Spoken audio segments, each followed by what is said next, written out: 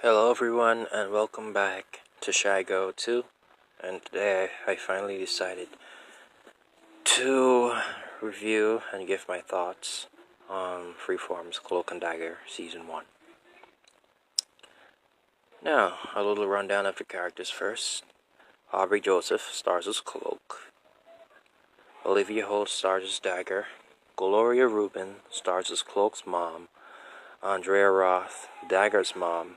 J.D. Evermore, Connor's dirty cop, and Emma Lahana as Bridget O'Reilly, aka the detective that helps Cloak.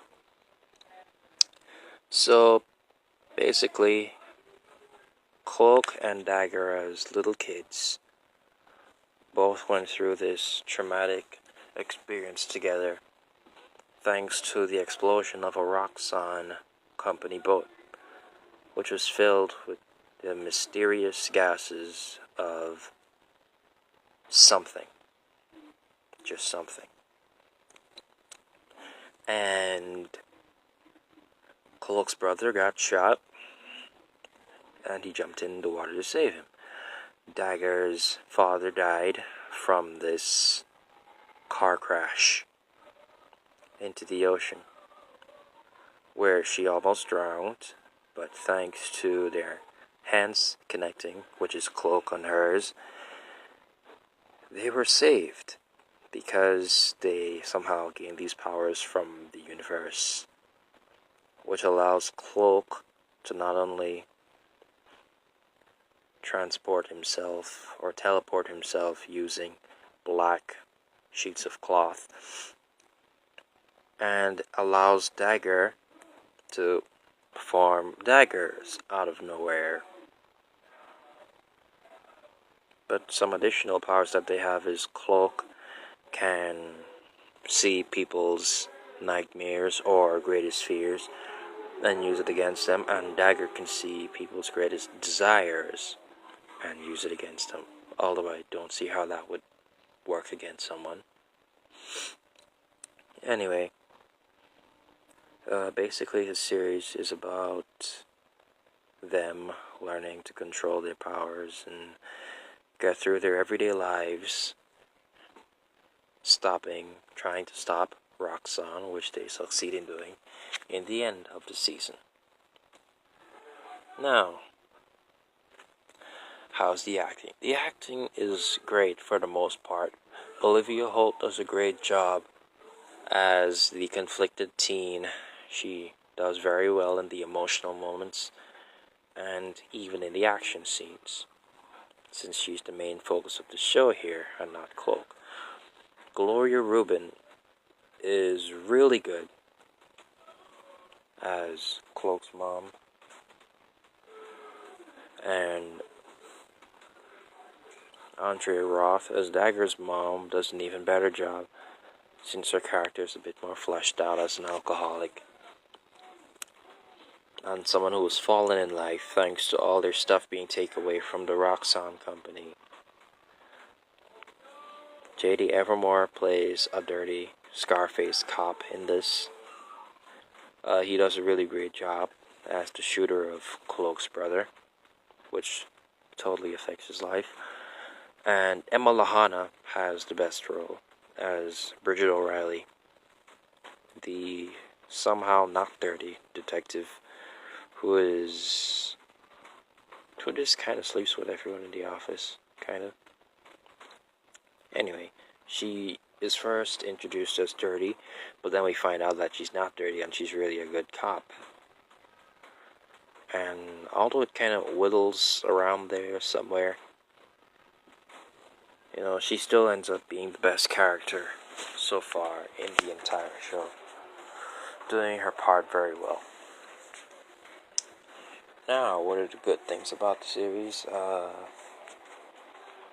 As I've said, the acting, the special effects are fine,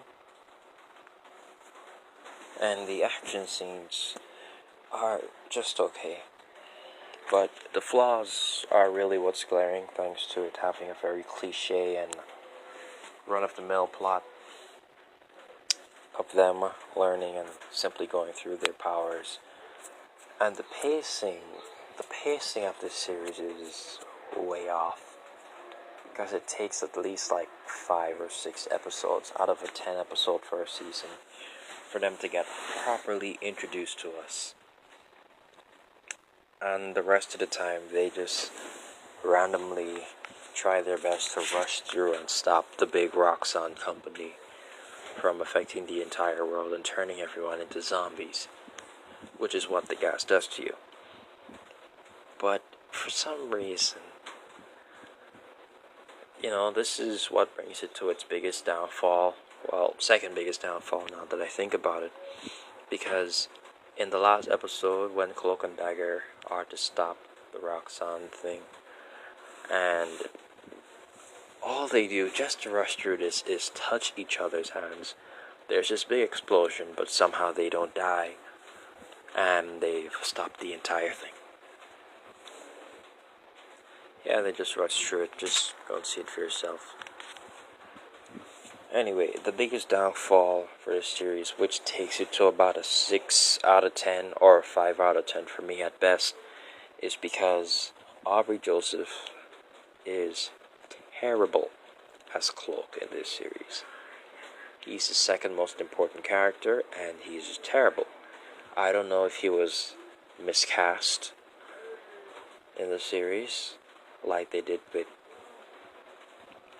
Iron Fist for the Iron Fist series, but even that's not as bad as Aubrey Joseph, because at least that guy can act. Aubrey Joseph does bad in the action scenes, since, obviously not much training there.